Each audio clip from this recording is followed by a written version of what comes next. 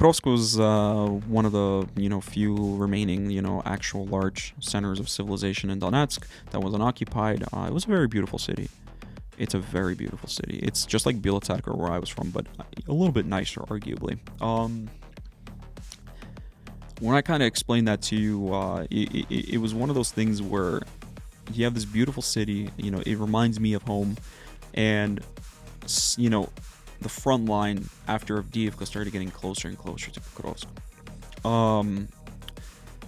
Around that time, Kursk, the incursion into Kursk happened. And a lot of units and brigades, especially the reserve brigades in that area, got pulled into that.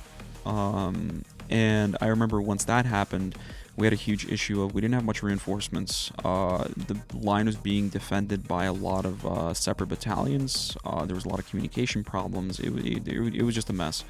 And slowly, the Russians creeped closer and closer to the point where there was a point where as the peace that existed there, the whole quote is peace is an illusion. That's all it literally was. There was more of a delusion at some point, honestly. And I remember kind of like seeing how FABs were hitting the city artillery. There were drones at one point flying in the streets. And I remember when there were drones flying in the main roads, and people were like, how the hell are there drones flying here? The Russians were close, but not that close to the point where there should be FPVs flying. And there's the evacuations and everything that happened.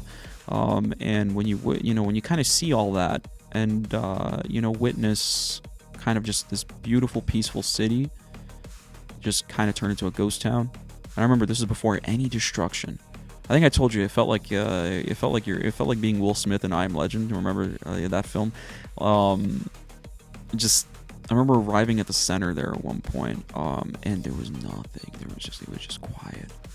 No people walking around. It was just maybe a few parked cars. And I was like, what the hell?